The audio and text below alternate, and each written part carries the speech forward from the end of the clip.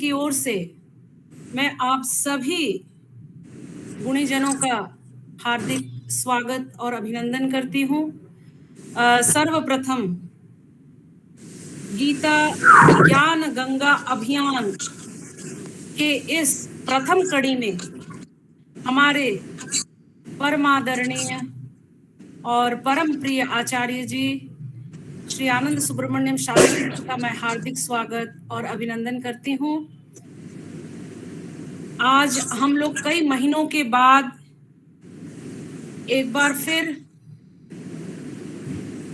चेतना को टटोलने के लिए यहाँ एकत्र हुए हैं। आज के सत्र का विषय है गीता कर्मयोग जीवन में प्रयोग। यह 7 दिवसीय कार्यशाला है। इसमें मुख्य रूप से कर्म का लक्ष्य क्या है, भाग्य क्या है, कर्म के विविध आयाम कौन कौन से हैं, समय एवं कर्म का योग कैसे बन पड़ता है या कैसे किया जाए, शैक्षणिक एवं आर्थिक सफलता के कौन कौन से सूत्र हो सकते हैं, इन सभी बिंदुओं पर हमारे गीता चिंतक एवं मर्मज्ञ आचार्य जी हमें विस्तृत रूप से बताएंगे।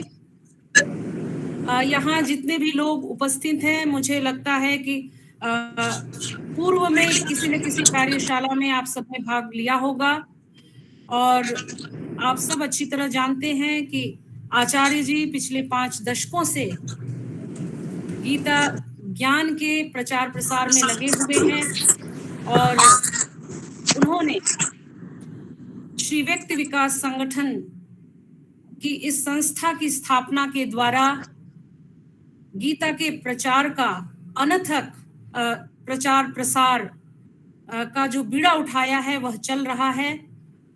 इसके ही तहत हमने श्रीमद् भगवत गीता पर उनके द्वारा लिखित, उनके द्वारा आयोजित, ये कह सकती हूँ उन्हीं के द्वारा विकसित पाठ्यक्रम को हमने ऑनलाइन चलाया था। इस पाठ्यक्रम को हम लोगों ने कोर्स को किया था, जिसमें से 2 कोर्स प्रथमा और मध्यमा हिंदी, अंग्रेजी और कन्नड़ भाषा में आप सभी ने भाग लिया था। और इस ऑनलाइन कार्यशाला में आप सभी की उपस्थिति से यह समृद्ध हुई है और सैकड़ों लोगों तक गीता के सूक्ष्म ज्ञान और विशेष रूप से शास्त्री जी की जो विशेषता है, आचार्य जी की जो विशेषता है, श्रीमद् भगवत गीता के सामाजिक पक्ष को उन्होंने उभार कर हमारे सामने रखा है। गीता के 3रे अध्याय में कहा गया है कि यद्यदाचरति श्रेष्ठ तत्तद् देवे तरो जनः स यत् प्रमाणम कुरुते लोकस तदनुवर्तते। एक श्रेष्ठ पुरुष अपने आचरणों से, अपने कार्य की, कर्तव्य की पराकाष्ठा करता है और वह सामान्य जनों के सामने उदाहरण प्रस्तुत करता है और समस्त जो मानवीय समुदाय है उससे चेतना ग्रहण करते हैं। तो ऐसे हमारे आचार्य जी गुरु स्वरूप हमारे सामने उपस्थित हैं। आइए अब अधिक समय न लेते हुए, आज शायद हम लोग 10-12 मिनट विलंब से चल रहे हैं, आप सबसे एक बार क्षमा प्रार्थना करूंगी और आप सब 7 दिनों तक हमारे साथ बने रहेंगे, यही आशा करती हूँ और आचार्य जी से निवेदन करती हूँ कि आज के इस सत्र का शुभारंभ करें।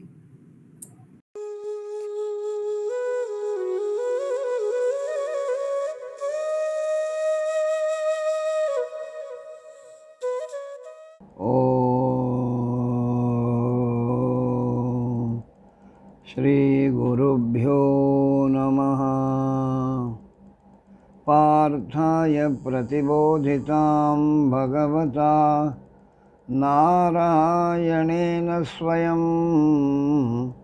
व्यासेन ग्रथितां पुराणमुनिना मध्ये महाभारतम् अद्वैतामृतवर्षिणीं भगवतीम् अष्टादशाध्यायिनीम् अम्ब त्वाम् अनुसन्धधामि भगवद्गीते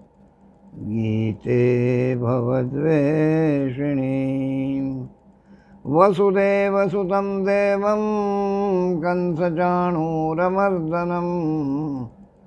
देवकी परमानन्दं श्रीकृष्णं वन्दे जगद्गुरुं भवानी शङ्करौ वन्दे श्रद्धाविश्वासरूपिणो याभ्यां विना न पश्यन्ते सिद्धाः स्वान्तस्थमीश्वरम् अतुलितबलधामं स्वर्णशैलाभदेहं दनुजवनकृशानं ज्ञानिनामग्रगण्यं सकलगुणनिधानं वानराणामधीशं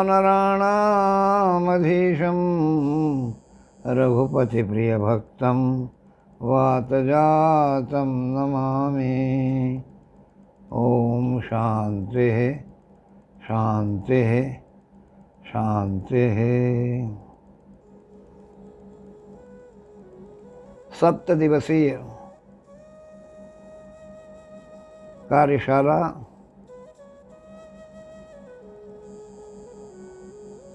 कर्मयोग जीवन में प्रयोग, इस कार्यशाला में हम ये देखने जा रहे हैं कि गीता कर्मयोग उसे दैनंदिन जीवन में कैसे प्रयोग किया जाए। ये इस पूरे सप्तदिवसीय कार्यशाला का मुख्य विषय है। और आज प्रथम दिन इसकी भूमिका और फिर ये देखना कि कर्म है क्या।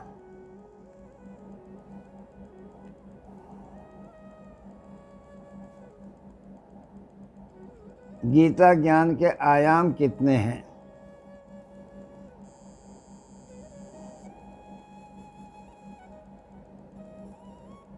यह जो गीता का ज्ञान है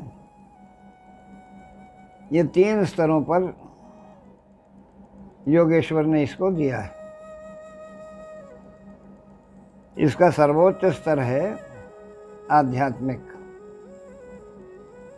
फिर दूसरा इसका स्तर है शैक्षणिक, और तीसरा इसका स्तर है सामाजिक। हमारा जो विशेष अनुसंधान है गीता में वह इसके सामाजिक जो इसमें संदेश है, आदेश, उपदेश और संदेश, सभी का स्वागत है। सभी हमारे प्रतिभागियों का, बड़े वरिष्ठ प्रतिभागी गीता प्रेमी जिज्ञासु हमारे बंधु हैं उपस्थित, सभी को हमारा विनम्र अभिवादन। जो आध्यात्मिक स्तर पर जो ज्ञान है वो भक्त और भगवान के बीच का संवाद है। हम अब देखें ध्यान से तो जितने भी हमारे भारतीय वाङ्मय हैं, वेदों से, उपनिषदों से, पुराणों से, स्मृतियों से, रामायण में, महाभारत में, योग के ग्रंथों में, सब कैसे आया है? संवाद के रूप में आया है।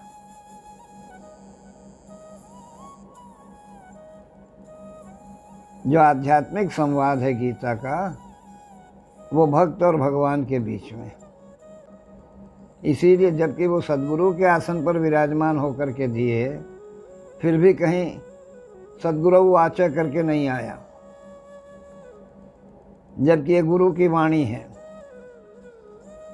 भगवान वाचा आया, यानी गुरु से ऊपर की स्थिति भगवान की हुई। जिसने भगवान से हमारा संबंध बनवा दिया वो गुरु हुआ। ऊपर से जिसने हमको जोड़ दिया वो गुरु हुआ। तो इसका जो दूसरा आयाम है शैक्षणिक, यह विद्यार्थी और अध्यापक के बीच का संवाद है, शिष्य और गुरु के बीच का संवाद है। तीनों जगह अर्जुन है, भक्त के रूप में अर्जुन है, फिर शिष्य के रूप में अर्जुन है, फिर तीसरा जो आयाम है सामाजिक आयाम, ये दो मित्रों के बीच का संवाद है, जो सबसे सहज संबंध है, सबसे पारदर्शी संबंध है, जो हमारे भारतीय समाज में, संस्कृति में जो समलिंगी संबंध है। पुरुष की मित्रता पुरुष से और नारी की मित्रता नारी से होती है, क्योंकि मित्रता क्या है, वो वायु तत्व से शासित संबंध है। वायु जो है वो कहीं उसकी रुकावट नहीं है, कहीं दीवार नहीं है वायु के बीच में। हम बंद कमरे में रहते हैं तब भी वहाँ सांस लेते रहते हैं, तो वायु का वहाँ भी आगमन होता रहता है, जाता रहती है वायु। तो ये मित्रता का जो संबंध है वो एक ऐसा संबंध है जिसमें झूठ के लिए जगह नहीं है, इसको याद रखना चाहिए। मित्रता में हम लोग झूठ नहीं बोलते हैं। अगर कुछ गलत भी करके आएंगे तो अपने मित्र को बता देंगे, माता पिता को नहीं बताएंगे, पत्नी को नहीं बताएंगे, भाई बहन को नहीं बताएंगे, लेकिन मित्र को बता देंगे। और अर्जुन और श्री कृष्ण के बीच का जो संबंध है तात्कालिक सामाजिक, वो दो मित्र का संबंध है। तो ये दो मित्रों के बीच का संवाद है। इसका सामाजिक संदेश है, उपदेश है, आदेश है। आदेश भक्तों के लिए है गीता में, उपदेश शिष्यों के लिए है, और संदेश मित्रों के लिए, सामान्य हम सब के लिए। किसी को भी हम पकड़ लें तो हमारा जीवन जो है वो पार लग जाएगा, हमारी यात्रा जीवन की सफल हो जाएगी। अब इन तीनों को जरा ध्यान से देखें हम लोग। मुख्य रूप से हमारा रहेगा कि इनसे क्या मिला। भक्त और भगवान के संबंध का लक्ष्य ब्रह्म ज्ञान है। गुरु शिष्य के बीच के संवाद का लक्ष्य कर्तव्य ज्ञान है, जिसको हम लोग पारंपरिक भाषा में धर्म ज्ञान कहते हैं, स्वधर्म का ज्ञान। हालांकि आजकल धर्म शब्द रिलीजन, मजहब, संप्रदाय के रूप में प्रयुक्त हो रहा है। ये धर्म शब्द, ये धर्म वास्तव में कोई रिलीजन नहीं है, कोई संप्रदाय नहीं है। धर्म कहने का अर्थ है मूल्य, वैल्यूज़।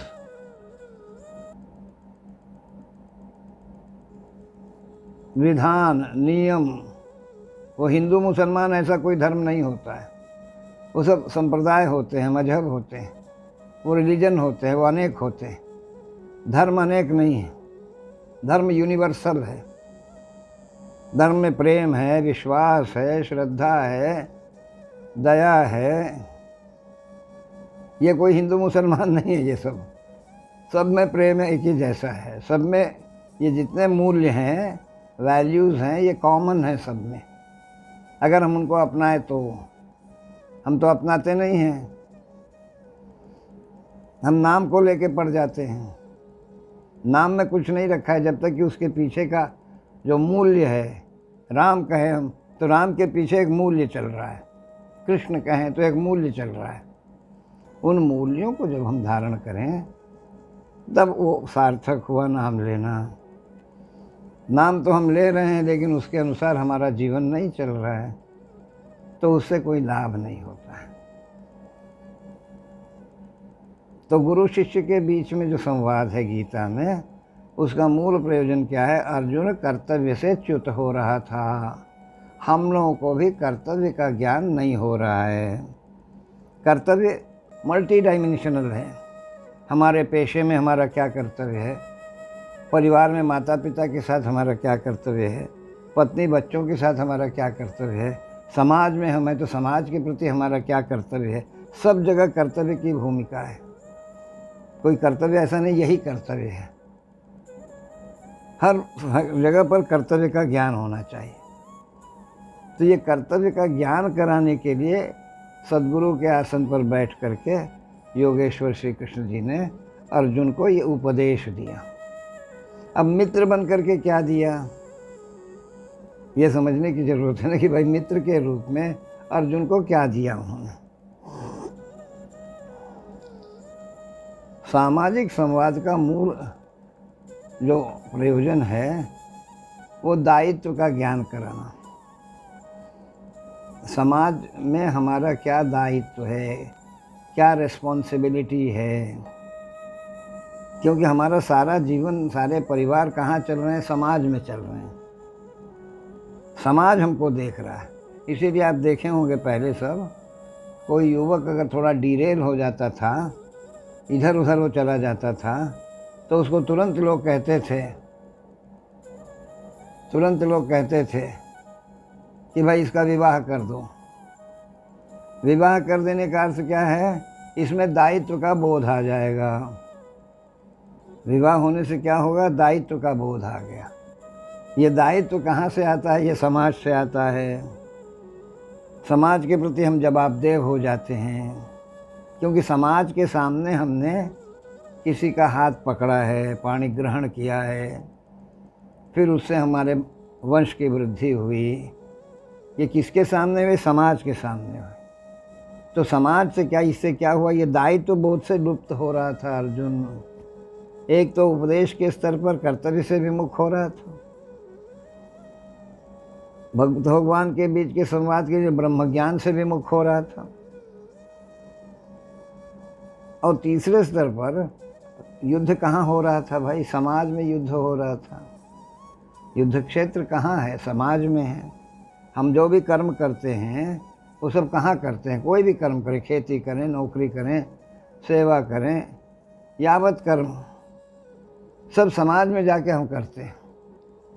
और किसी अकेले अपने कर्म से कोई सफल असफल नहीं होता है।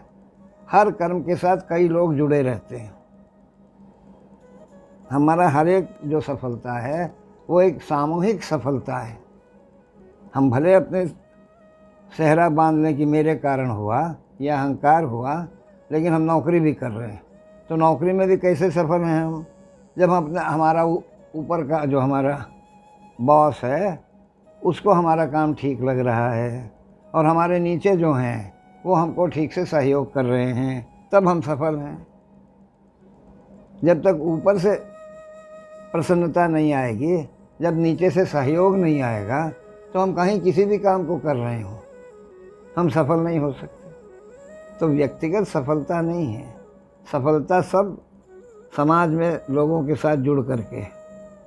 इसको हमेशा ध्यान, इसीलिए पहले क्या था कि लोग सफलता का श्रेय दूसरों को दिया करते थे, अपने ऊपर नहीं लेते थे। अरे भाई उनके कारण है, इनके कारण है, उनके कारण है, भाई वो सब सहयोग दिए तब हम सफल हैं। अभी क्या ट्रेंड चल रहा है? अभी थोड़ा सफल हो गए तो लगता है बस हमारे ही कारण सब सफलता है। ऐसे लोग फिर आगे बहुत बढ़ नहीं पाते।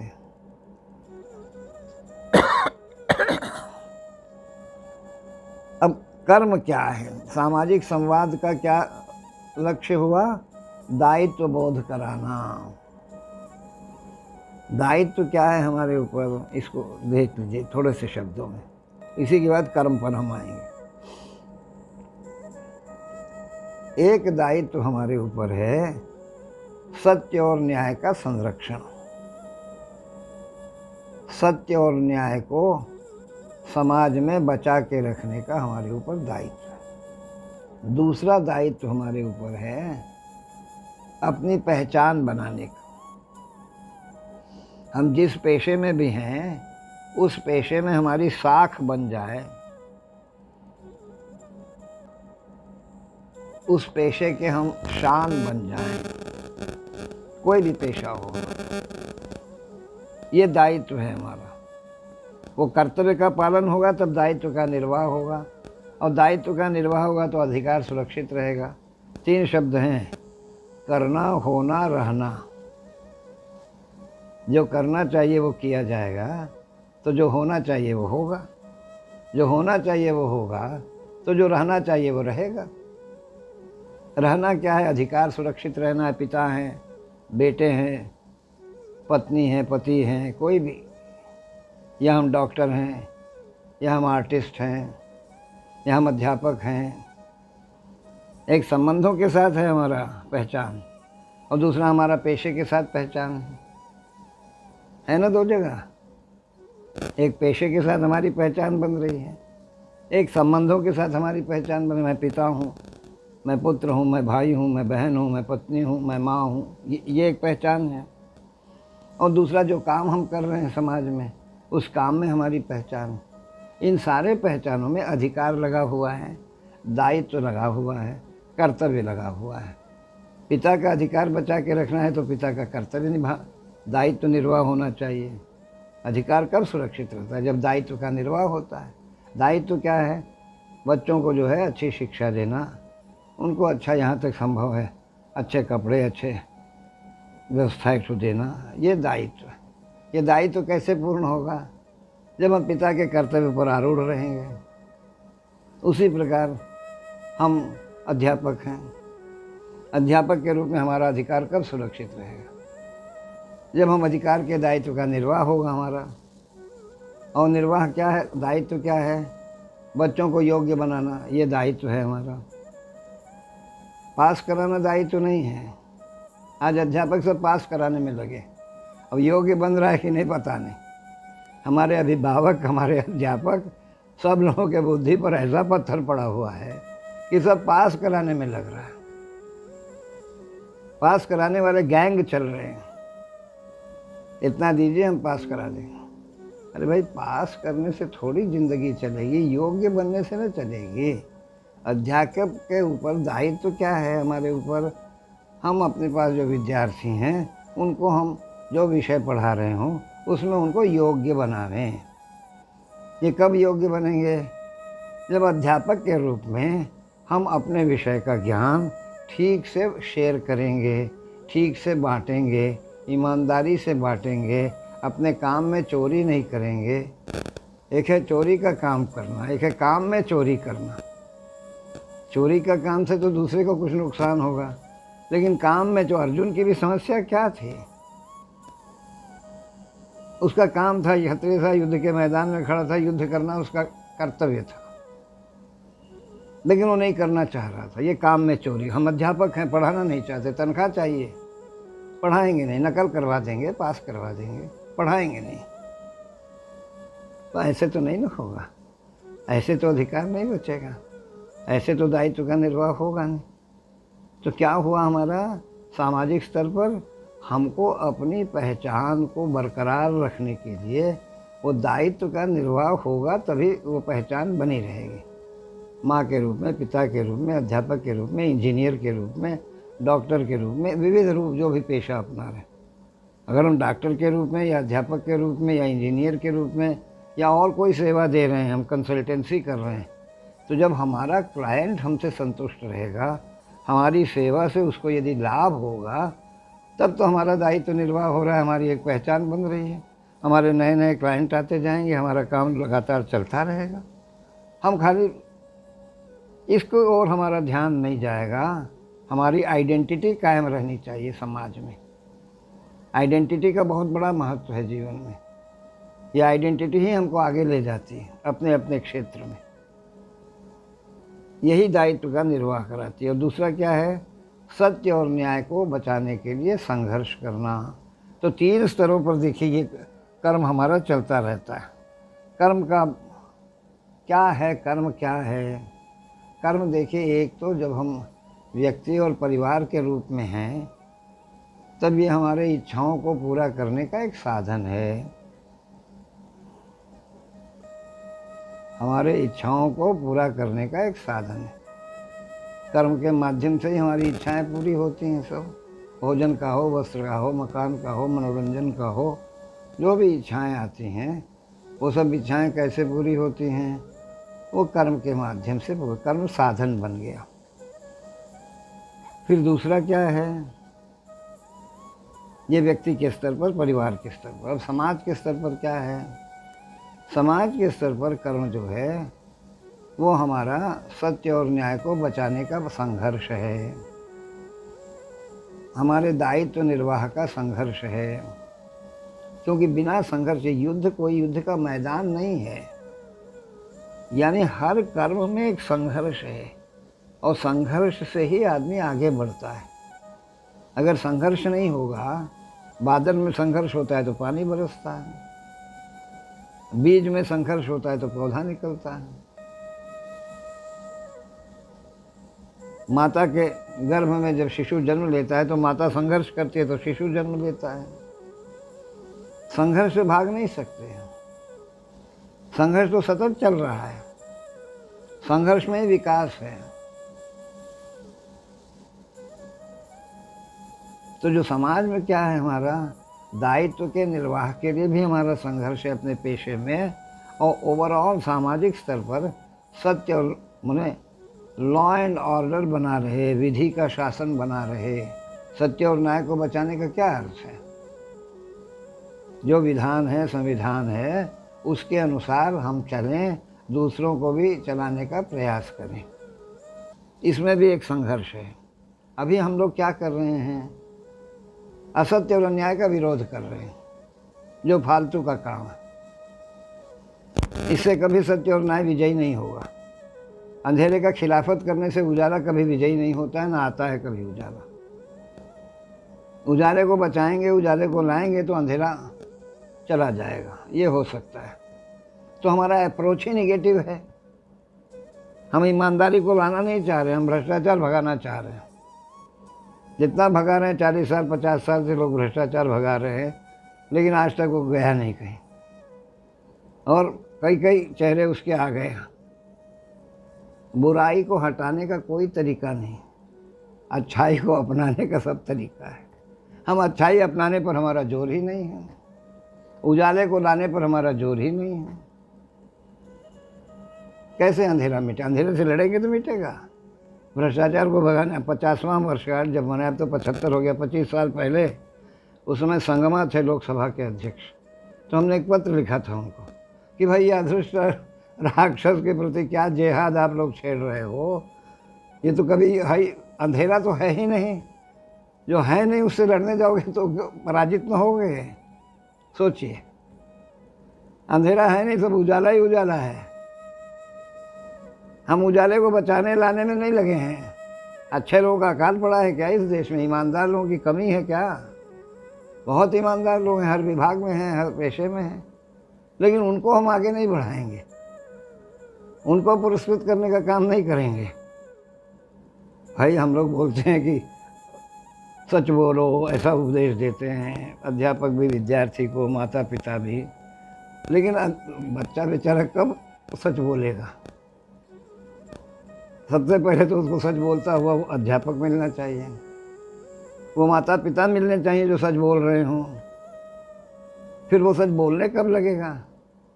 जब अध्यापक सम्मानित होता हुआ दिखेगा कि भाई सच बोलने से इनके गले में माला पड़ रहा है, तो हमको भी माला पहनना है तो सच बोलना होगा।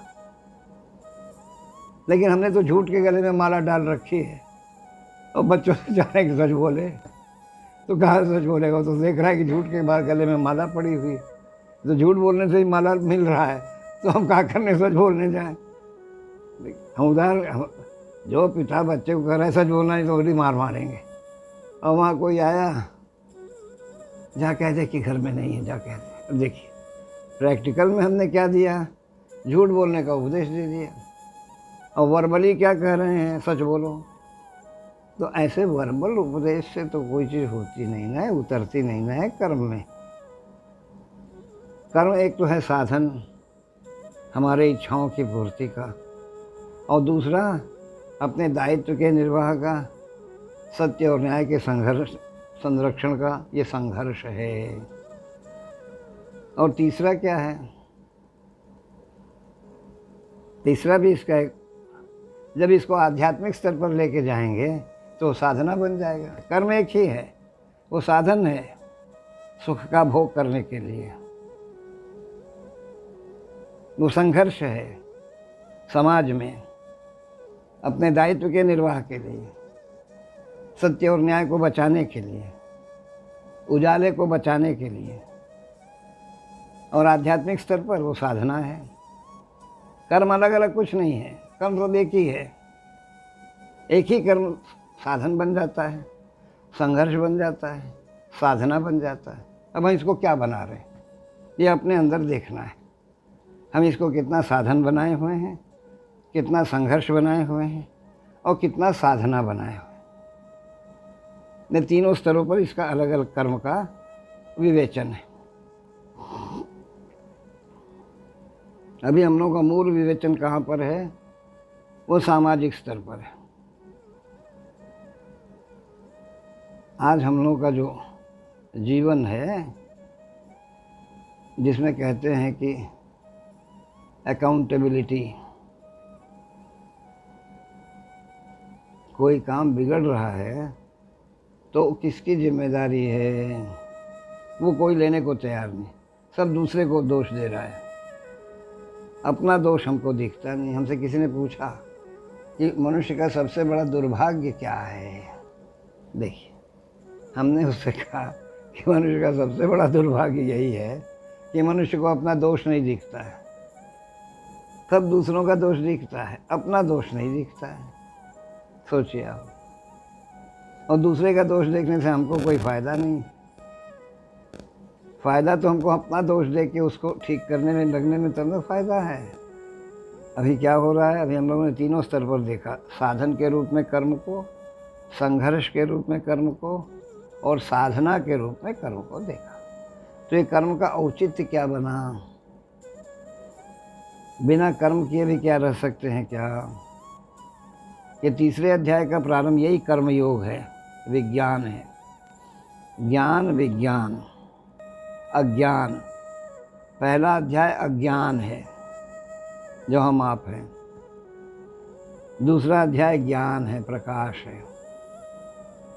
और उस प्रकाश के अनुभव का जीवन में तरीका जो है, विज्ञान है, वो तीसरा अध्याय कर्म है। ये सबसे महत्वपूर्ण है। हालांकि सब महत्वपूर्ण है, लेकिन ये महत्वपूर्ण ज़्यादा है। क्यों महत्वपूर्ण है? क्योंकि जब अज्ञान में जो अर्जुन था, वो क्या था? लोग कहते हैं मोहग्रस्त था। सभी भाष्यकार इसमें एकमत है कि अर्जुन मोहग्रस्त था। ठीक है भाई, ये मोह है क्या? असत्य को सत्य समझना, यही मोह है। अर्जुन क्या कर रहा था? असत्य को सत्य समझ रहा था। असत्य क्या है? शरीर असत्य है, संबंध असत्य है, सुख दुख असत्य है। क्यों असत्य है? इसलिए है कि शरीर एक सा बना नहीं रहता, हमेशा नहीं रहता। ये परिवर्तन होता रहता है। जैसे बचपन में रहते हैं वैसे जवानी में नहीं रहते, जैसे जवानी में वैसे बुढ़ापे में नहीं रहते। फिर उसके बाद ये शरीर रहता ही नहीं है, इसलिए असत्य है। फिर क्या है? ये जितने संबंध हैं, ये संबंध भी शाश्वत नहीं है, परमानेंट नहीं है, हमेशा बने रहने वाले नहीं हैं। ये जन्म जन्म में बदलते रहते हैं। कभी बेटा बने हैं तो कभी पिता बन जाएंगे, कभी भाई बन जाएंगे, कर्म के अनुसार। फिर उसके बाद जो सुख दुख हो रहा है, ये भी परमानेंट नहीं है। न कोई सुख हमेशा रहता, न कोई दुख हमेशा रहता। इसी को लेके वो रो रहा था। शरीर को बचाना चाह रहा था। बंधु बांधव हैं, गुरु आचार्य हैं, सब मारे जाएंगे। मारा क्या जाता है? शरीर जाता है। अगर युद्ध नहीं होता तो क्या सब जिंदा रहते? मरते ही, बीमार होके मरते, अस्पताल के बिस्तर पर मरते। मृत्यु तो आएगी ही ना, वो तो जाने वाली नहीं ना, आगे पीछे आएगी। उसको बड़ा दुख हो रहा था। भगवान ने ये सिद्ध किया पहले, ये दूसरे अध्याय में उसको ये दिखा दिया कि तू असत्य को पकड़ के बैठे हुए। फिर ज्ञान का प्रकाश कर दिया, फिर उस ज्ञान को कर्म के साथ जोड़ के दिखा दिया। लेकिन फिर तीसरे अध्याय में तो ज़रूरत ही नहीं है गीता की, सारा समाधान तो दूसरे अध्याय में योगेश्वर ने दे रखा है। अब यहाँ प्रश्न ये उठा, अर्जुन देखिए बहुत चालाक है, बुद्धिमान है, बहुत ज्ञानी है, वो कोई अज्ञानी नहीं है, वो बहुत ज्ञानी है। बहुत ज़्यादा ज्ञान ही आदमी भटकाता है। विद्वान लोग ही ज़्यादा भटकते हैं। जो लोग विद्वान नहीं हैं वो लोग ज़्यादा भटकते नहीं हैं। क्यों? क्योंकि बड़ों ने ये कहा, गुरु महाराज ये कह रहे हैं, संत जी, उस पर चलना है। अब तर्क वितर्क उनमें नहीं रहता है। विद्वानों में बड़ा तर्क। विद्वान है अर्जुन। अर्जुन क्या पूछता है? ओम श्री परमात्मने नमः। अथ तृतीयोऽध्यायः। अर्जुन उवाच जायसि चेत् कर्मणस्ते मता बुद्धिर्जनार्दन तत्किं कर्मणि घोरे मां नियोजयसि केशव। व्यामिश्रेणेव वाक्येन बुद्धिं मोहयसीव मे तदेकं वद निश्चित्य येन श्रेयोऽहमाप्नुयाम्। एक और तो आप कहते हो ज्ञान को प्राप्त करना है, जीवन का लक्ष्य है, फिर कर्म की बात भी करते हो। यदि ज्ञान ही श्रेष्ठ है तो ये कर्म का क्या मतलब है भाई? फिर मुझे घोर कर्म, युद्ध का कर्म और ज्ञान से क्या मतलब है? युद्ध करने से ज्ञान कैसे होगा? मारने काटने से ज्ञान कैसे होगा? ये तो घोर कर्म है, फिर इसमें क्यों उलझाते हो? आपके जो मिश्रित वचन हैं इससे मेरी बुद्धि बड़ी मोहित हो रही है। आप मुझे कोई एक निश्चित करके बताइए। देखिए, ये मौलिक प्रश्न है हमारा आपका। यानी अर्जुन का पूछना है कि यह ब्रह्म ज्ञान को प्राप्त करना, ज्ञान को प्राप्त करना वही जीवन का जब लक्ष्य है तो सीधे विद्यार्थी जीवन से संन्यास में क्यों न चला जाए आदमी? फिर भगवान ही को पाने में क्यों न लग जाए? फिर ये गृहस्थी के झंझट में क्यों पड़े? इसमें ये घोर कर्म कोई युद्ध नहीं है, सब कर्म घोर हैं। जितने भी कर्म हैं वो सब उलझाने वाले हैं। इसे गृहस्थी में पड़ने की क्या जरूरत है? सीधे संन्यास लेने से सुखदेव जी हुए, हमारे आदि शंकर भगतपाद हुए, ये सब लोग क्या, इन लोग शादी वादी तो किए नहीं, ये लोग सीधे भगवान की ओर चल दिए। ऐसे बहुत से लोग हैं, बहुत से संत महात्मा ऐसे हुए हैं जिन लोगों ने गृहस्थ में नहीं प्रवेश किया। देखिए कितना सॉलिड प्रश्न है उसका। सॉलिड प्रश्न है कि क्यों ये बीच में ये गृहस्थ और वानप्रस्थ ये सब झंझट क्या जरूरत है? और उसका एक प्रत्यक्ष प्रश्न है कि युद्ध से ज्ञान कैसे होगा? भाई कर्म का लक्ष्य तो ज्ञान है, तो ज्ञान प्राप्ति का कर्म, क्योंकि सोच क्या है सामान्य कि ज्ञान को, भगवान को पाने के लिए अलग से कर्म है और संसार को चलाने के लिए अलग से कर्म है। संसार को चलाने में थोड़ा झूठ फरेब करो, कोई बात नहीं है, क्योंकि वो संसार का काम है। और भगवान का कुछ तीर्थ कर लो, कुछ दान कर लो, कुछ हवन कर लो, पूजा कर लो, व्रत कर लो, वो भगवान का काम है। ऐसा हमने बांट के रखा है। गीता बड़ी क्रांतिकारी सोच को देती है। एकमात्र गीता ऐसा ग्रंथ है जो ये कहती है कि आध्यात्मिक कर्म अलग कुछ नहीं है। जो तुम संसार चलाने के लिए काम कर रहे हो उसी कर्म से तुम मुझे भी प्राप्त कर सकते हो, ये संदेश है। गीता का संदेश क्या है कि कर्म एक ही है, उससे परिवार भी चलाना है, उससे भगवान को से भी मिलना है। ये विशिष्ट, तो यहाँ भगवान ने ये दिखाया कि वो दो मार्ग है। एक वैरागियों का, सन्यासियों का मार्ग है और एक योगियों का, गृहस्थों का मार्ग है। एक कर्म का मार्ग है और एक ज्ञान का मार्ग है। एक संसार के बाहर जा रहा है, एक संसार के बीच में से जा रहा है। दोनों मेरे पास आ रहे हैं। वैरागी जहाँ पहुँचते हैं वहीं गृहस्थ भी पहुँचते हैं। तो तुम जो हो वो गृहस्थ के, तुम सन्यासी बन नहीं सकते क्योंकि विवाह हो गया है। तुम अब सन्यास लेने जाओगे तो गड़बड़ है। गृहस्थ आश्रम में प्रवेश करके जो फिर चला जाता है वो तो फिर आश्रम धर्म के अनुसार आपको वृद्धावस्था में आता है। सन्यास कब होता है? बुढ़ापे में होता है। युवावस्था में तो गृहस्थ आश्रम में तुम तो युवक हो, युवा योद्धा हो। 35-40 साल की उम्र है जब युद्ध हुआ है। कई इतिहासकार बता रहे हैं कि 80 साल की उम्र में कोई युद्ध में खड़ा होगा, किसी भी युग में हो। वो युद्ध तो जवानी में हुआ। जवानी में बचपन से लोगों को जुए में फंसा दिया। 20 से 22 साल में जब जवान थे उसी समय जुए में फंसा के इन लोगों को भेज दिया 14 साल तक, 12 साल तक, 13 साल तक। जब लौटे हैं तो 33-34 साल के थे। लौटने के बाद ही फिर शुरू हो गया युद्ध का तैयारी। तो कहा कुछ नहीं देंगे हम। सब ज्योतिषी लोग कह रहे हैं कि भाई समय से आए हैं लोग, नहीं लोग पहले ही आ गए हैं, इसलिए फिर से इन लोगों को जाना चाहिए, हम कुछ नहीं देंगे, लेना है तो भरने के लिए। यानी युद्ध कपार पर आ गया। अब या तो युद्ध करें या तो फिर वन को जाएं। ये स्थिति पांडवों के सामने थी। तो अब देखिए क्या होता है।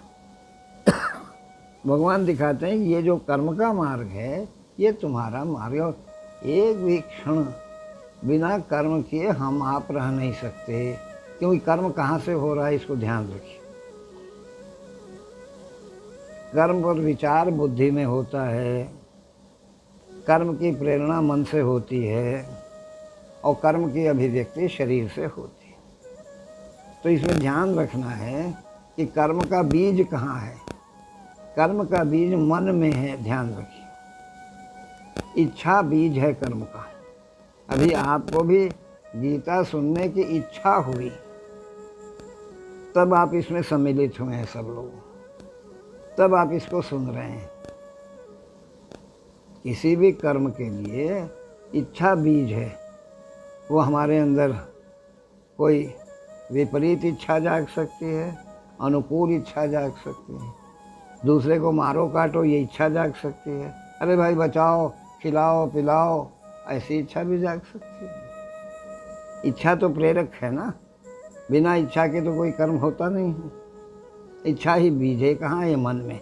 जब इच्छा उठती है तो सीधे बुद्धि के पास जाती है, और बुद्धि से जब हरा झंडी मिलता है तब वो फिर मन के पास आती है, फिर मन उसको प्रेरित करता है, तब इंद्रियां जो हैं कर्म में प्रवृत्त होती हैं। ये उसकी प्रक्रिया है। उसमें होता क्या, होना क्या चाहिए। अभी क्या हम लोग कर बैठ रहे हैं, क्योंकि बुद्धि के साथ विवेक का योग नहीं हुआ। ये गीता है क्या? बुद्धि और विवेक का संवाद है। कृष्ण जी हैं विवेक और बुद्धि है अर्जुन। अभी क्या हुआ, ये एक रथ है मान लीजिए, इसके सारथी कौन है? विवेक सारथी है। रथी कौन है? अर्जुन है। रथी हम आप हैं। हम इस शरीर को चलाने के लिए हम ही खुद ड्राइवर बन जाएं, तो हमको तो ड्राइविंग आता नहीं है। ड्राइविंग तो ड्राइवर को आता है। ड्राइवर के हाथ में स्टीयरिंग है नहीं। स्टीयरिंग तो हमने ले लिया अपने हाथ में, दुर्घटना में चले गए, क्यों? गाड़ी चलाना आता नहीं। तो जब इच्छा जागती है, तो इच्छा जब बुद्धि में जाती है, तो बुद्धि यदि विवेक से जुड़ी हुई है तब वो स्क्रीनिंग करती है कि भाई ये इच्छा दूसरे को तो नुकसान नहीं करेगी, इस इच्छा में कर्म करने से हमको तो कोई नुकसान नहीं होगा, दूसरों को तो कोई नुकसान नहीं होगा। ये दो पक्ष का विचार होना चाहिए। यदि दूसरे को नुकसान नहीं हो रहा है, हमको कोई नुकसान नहीं हो रहा है, तब हम उस कर्म में हरी झंडी देना चाहिए। लेकिन अभी हो क्या रहा है हम लोग के साथ? हम लोग क्या कर रहे हैं, वो विवेक से चूँकि जुड़ा नहीं है, तो बुद्धि मन को ऐश कर देती है। हमको गाली देने की इच्छा, देखिए थोड़ी क्षण क्षण में चल, ऑटोमेटिक सिस्टम चल रहा है अंदर। हमको क्रोध आया, हमको आपको गाली देने की इच्छा आ गई, तुरंत बुद्धि के पास गया। बुद्धि ने कहा दो गाली दो, और तुरंत नीचे उतरा 1 सेकंड के अंदर, फ्रैक्शन ऑफ ए सेकंड, और जबान से तुरंत गाली। क्यों? कर्मेंद्रिय भी है मुंह और ज्ञानेंद्रिय भी है। जब हम बात करते हैं तो ये कर्मेंद्रिय है। अभी जैसे मैं बोल रहा हूँ तो ये कर्म है। जब मैं अन्नपान आदि ग्रहण कर रहा हूँ तो ये ज्ञानेंद्रिय है, टेस्ट करना, स्वाद लेना। ये जीभ, ये ज्ञानेंद्रिय है। वाणी, ये कर्मेंद्रिय है। यानी कर्म कैसे हो रहा है? इच्छा से प्रेरित हो रहा है। तो इच्छा से प्रेरित जब कर्म होता है तो उसको भोग कहते हैं, उससे रोग उत्पन्न होता है। ज्ञान से प्रेरित कर्म होगा तब वो स्वस्थता देगा, वो योग हो जाएगा। ये कर्म को योग कैसे बना लिया जाए, यही गीता का मूल तत्व है। कर्म को भोग बना के, वही जो हमने कहा साधन बना लिए हम लोग, सुख के भोग का साधन बना लिए। उसको साधना कैसे बना लें, उसको संघर्ष कैसे बना लें? तब जब योग से जुड़ जाएगा, ज्ञान से जुड़ जाएगा, तो योग बन जाएगा। इच्छा से जुड़ेगा तो भोग बन जाएगा। तो कर्म का औचित्य क्या है? ये अभी जो हम लोग का प्रश्न भी खड़ा हुआ तो इसमें भगवान ने दिखाया कि देखो कर्म किए बिना कोई रह नहीं सकता, और शरीर से कर्म नहीं करने मात्र से कर्म से मुक्ति नहीं होती है। ठीक है, तुम शरीर से युद्ध नहीं करोगे, गांडीव नहीं उठाओगे, ठीक है, लेकिन तुम्हारे मन में युद्ध नहीं आएगा, ये कैसे तुम कह सकते हो? यदि हम बाहर से इंद्रियों से कोई कर्म न करें, यदि मन में उसका स्मरण होता रहेगा तो कर्म का दोष लग जाता है। जैसे दो मित्र थे, इसी के साथ आज की वाणी को विश्राम दें। दो मित्र थे, दोनों बचपन में साथ ही चले, लेकिन दोनों का स्वभाव एक दूसरे के विपरीत हो गया। एक जो है सत्संगी हो गया, साधु महात्मा संत सत्संग कथा प्रवचन इसमें रहता था, और दूसरा बड़ा भोगवादी हो गया, नाच गाना पीना खाना इसमें लग गया। एक दिन एक बार की बात है, ये बड़ी उन्नत नर्तकी जो है वो उस नगर में आई, और एक बड़े ऊंचे संत कथावाचक भी आए। दोनों बाजार में मिले। तो जो नर्तन नाच गाना देखने वाला तो कह रहे तुमने ज़िंदगी बेकार गंवा दिया, कोई सुख देखा ही नहीं, देखा ऐसी अप्सरा आई है, स्वर्ग की अप्सरा है, देख ले बोले तेरा कल्याण हो जाए, चल आज तेरे ले चलता हूँ तुझे, आज नाच देखने चलता हूँ। तब क्या कथा प्रवचन करा, क्या मिला तुझे? तो इसने भी कहा अरे तुमको क्या मिला, चल आज ऐसे महात्मा संत हैं, तेरी ज़िंदगी बदल जाएगी, सुन ले उनकी कथा को, सुन ले। तो बहरहाल दोनों ने अपनी अपनी ओर खींचना चाहा, लेकिन कोई गया नहीं। ये कथा में पहुंचा, वो नाच गाने में पहुंचा, और उस दिन मानसिक स्थिति कुछ ऐसी दोनों की बन गई कि जो कथा में पहुंचा उसका शरीर तो कथा में बैठा था, लेकिन मन नाच गाने में चला गया। ऐसे आई होगी, सचमुच तो ठीक ही कह रहा था, हमने तो जीवन में कोई सुख लिया ही नहीं, कुछ रस लिया ही नहीं, कथा कथा कथा से क्या मिला मुझे, जहाँ है वहीं है, जीवन का कोई मज़ा ही नहीं मिला। तो ऐसे आई होगी, ऐसी नाचती होगी, ऐसी करती, वो सब देख रहा है वहीं। और उधर जो नाच देखने गया उसका मन जो है उस नाच में लगा ही नहीं, उसको कहा बेकार ही, हम तो नाच तो देखते ही आ रहे हैं, इससे क्या हुआ, सब ज़िंदगी बर्बाद कर लिया हमने। बेचारा मित्र कह रहा था महात्मा जी आए होंगे, बैठे होंगे, ऐसे कथा सुनाते होंगे, ऐसे उसका मन कथा में पहुंच गया। जब बाद में खाता खोला गया तो जितना नाच देने वाला कर्म था वो सब कथा सुनने वाले में लग गया था, और कथा सुनने का कर्म सब नाच देखने वाले में लग गया था। यानी शरीर हमारा कहाँ है इसका कोई बहुत मतलब नहीं है, हमारा मन कहाँ है। मन जहाँ रहेगा वही काउंट होता है, शरीर कहीं भी रहे, मन ठीक जगह पर है तो शरीर के कहीं रहने से कुछ फर्क नहीं पड़ता है। तो कर्म का औचित्य क्या है, क्योंकि हमारी जो पहचान है वो पहचान बिना कर्म के नहीं बनती है। अकर्मण्य लोगों की कोई पहचान नहीं है, आलसी कोढ़ी लोगों की कोई पहचान नहीं है। जो उत्पादक भूमिका निभा रहा है, जो कुछ दे रहा है, उसी की पहचान बनती है। इसलिए कल के विषय में हमारा क्या है, कल का विषय है आपको बता दे रहा हूँ मैं। अब ये कर्म का लक्ष्य क्या है, जैसे अभी हम लोगों ने गीता में दिखाया भगवान ने कि कर्म का लक्ष्य ऊपर है, कर्म का परिणाम नीचे। इसकी व्याख्या कल हम करें। अभी हम लोगों ने क्या बना दिया है, कर्म का लक्ष्य परिणाम को बना लिया है। परिणाम क्या है, पैसा है। हम अर्थ के लिए सब कर्म कर रहे हैं, जबकि अर्थ नहीं है लक्ष्य। लक्ष्य क्या है इसको कल हम लोग देखेंगे। वो जो यज्ञ विज्ञान है भगवान इसको खोलते हैं हम लोगों के सामने। योग कैसे बनेगा हमारा कर्म, ये कल हम लोग देखेंगे। इन्हीं शब्दों के साथ आज की बातचीत को विश्राम देते हैं। ओम पूर्णमदः पूर्णमिदं पूर्णात् पूर्णमुदच्यते पूर्णस्य पूर्णमादाय पूर्णमेवावशिष्यते। ओम शांति शांति शांति।